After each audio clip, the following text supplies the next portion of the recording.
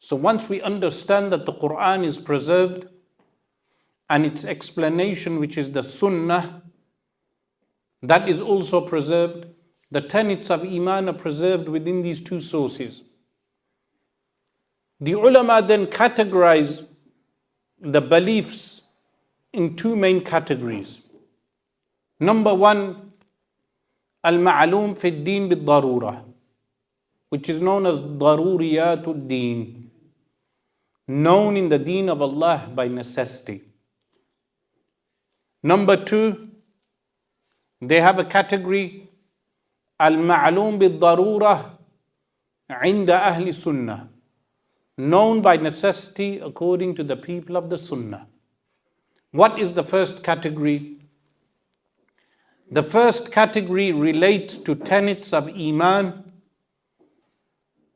which are known by every Muslim equally, like the Iman in Allah, the Iman in angels, the Iman in Rusul, messengers, the Iman in the previous scriptures, the Iman in Al-Qadr, preordainment, that Allah subhanahu wa ta'ala has preordained everything. The Iman in Jannah and Jahannam. These things are known by necessity, how they have been transmitted very clearly in the Quran and the prophetic Sunnah. Very clearly. What is that known as? Qat'iyud dalala and qat'iyud thubut, which is very explicit, qat'iyud dalala, mentioned very explicitly in the Quran and the Sunnah, but also transmitted through mass transmission. Qat'iyud thubut, mass transmission. These things are known as al-ma'lum fi ad-din bid-darura. Rejection of this entails unbelief. Like knowing that Islam is the final revelation, and a denial of perennialism, which is believing that all the world's religions, they lead to salvation. This is kufr. Islam is the last revelation, untampered, final revelation. A knowing with regard to the finality of prophethood, that Rasulullah sallallahu alaihi wasallam is khatamun nabiyyin.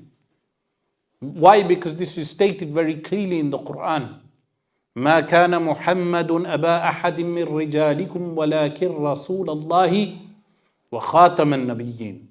وخاتم النبيين, meaning, and the finality of prophets. This is a tenet of faith.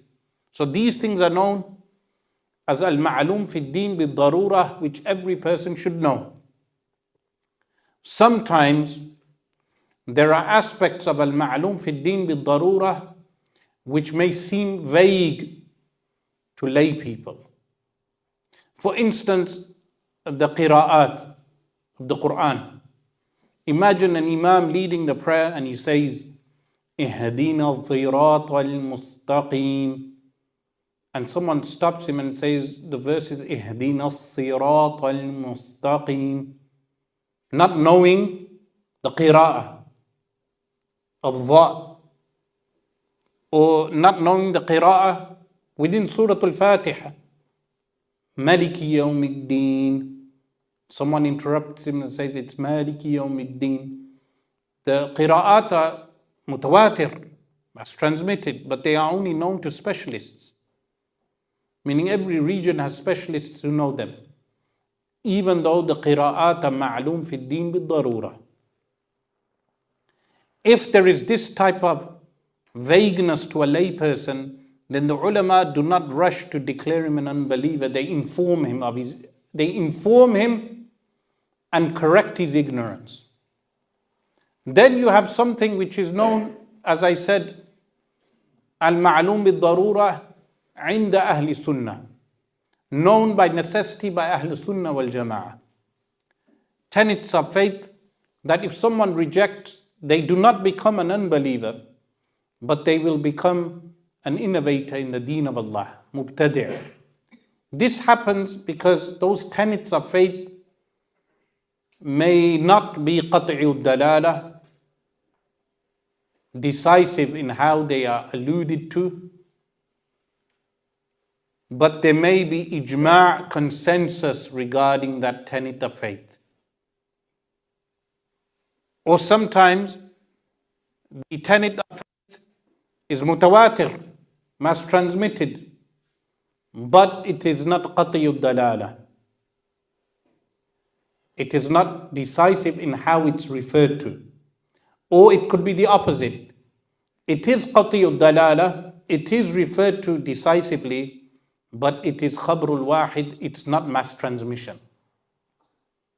This then makes it distinct to the first category. This is known as ad-darura inda ahli sunnah. Like what? The vision of Allah on Yawm al-Qiyamah.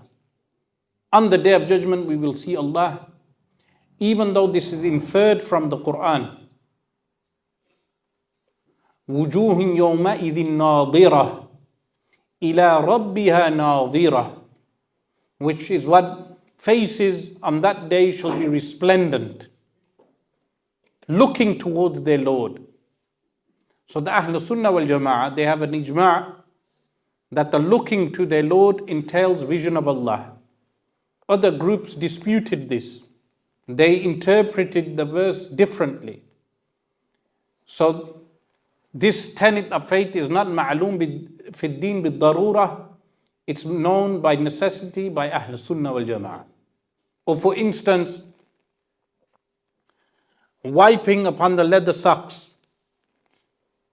It's narrated by dozens and dozens of companions alayhim ridwan. But some of the groups deny this. It's mutawatir.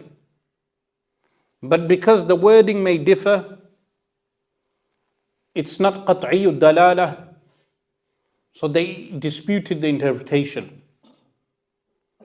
So it's ma'loom bid-darura inda ahli sunnah. Ahli sunnah know this by necessity, denial of which entails bid'ah, innovation. Like this, there are certain things which are known by necessity with Ahl Sunnah wal Jama'ah, but they become too detailed for the layperson. So the layperson cannot make a distinction between that tenet, or he may not have adequate knowledge with regard to that tenet. In that case, the layperson is informed if he makes a mistake in that regard. There are issues like that also. Within creed, there are creedal points, like al-juz la yatajazza, the indivisible particle, a discussion which a layperson is not obligated to know, and if he makes a mistake, he is informed with regard to the Sunni position on that. And like this, there are other aspects of discussions. Some are tenets, some are discussions that are not familiar to the layperson. Then there are those disputes where we have al-qawl al-rajih wal-qawl al-marjuh, that there is a dispute, but we know that the group that has made a claim, which is the minority group, they have made a mistake. But we do not declare them out of the fold of Ahl Sunnah wal Jama'ah. Like what? There are issues, like sometimes a famous commentator of the Quran may say, As-Sayyidatu Maryam alayhi salam was a nabiyya, a prophetess. Or the same commentator of the Quran, he may have said that Shaitan was not a jinn, he was an angel. This opposes the majority. But there is no ijma' on this issue. So therefore we refer to these aqwal as al-qawl al-marjuh, the qawl which is not taken, a minority position. If it does not contradict al-ma'loom fi ad-din bid-darura, and it does not contradict al-darura inda ahli sunnah, then we do not declare the person a mubtadi', an innovator. Like this, there are other aqwal, which today is not the place to detail that, but it's essential for us to know these distinctions. Then the last category is something which we refer to as al-khilaful jaiz, permitted disputes. Permitted disputes are where there is no majority qawl and people may take various positions or even be divided into two camps.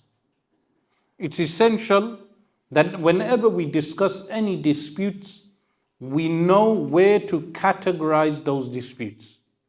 Is it al-ma'lum bil-darura fi ad-din, or al-ma'lum bil-darura fi ad-din عند العامة والخاصة, between the public and the ulama, known by necessity? Or is it الضرورة عند الخاصة, something which is known in the religion, in the deen by necessity, but it's only known to specialists like the qira'at? Or is it الضرورة عند أهل السنة العامة والخاصة?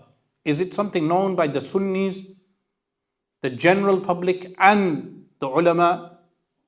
Or is it something only known to the ulama?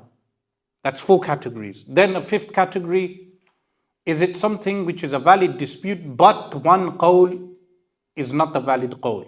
Like for instance, if there are some ulama who took a position that the parents of the Prophet ﷺ passed away on unbelief, that qawl is al-qawl al-marjuh. It's not taken. It's not the valid qawl. We take the valid qawl, which is that they died either as Ahlul Fatra, the people in the gap period, or as Ahlul Iman, the people of Al-Iman, which is the valid qawl, al-qawl al-rajih. Or does this fall into a dispute which is the last category, which is al-khilaful jaiz?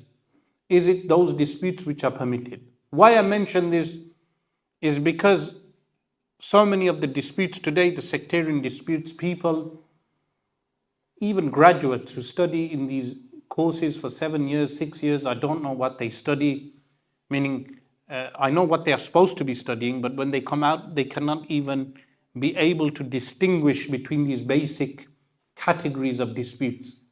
It's essential to know which category the dispute belongs to. And like this, you will be able to place all the disputes of all the sects. For instance, Qadianis deny the finality of prophethood. That would be a denial of the first, al-ma'lum fi ad-din bil-darura inda al-ammati wal-khassa, violating a tenet of faith which is known amongst the general public and the ulama. Like this, all the various disputes will always fall into one of these categories.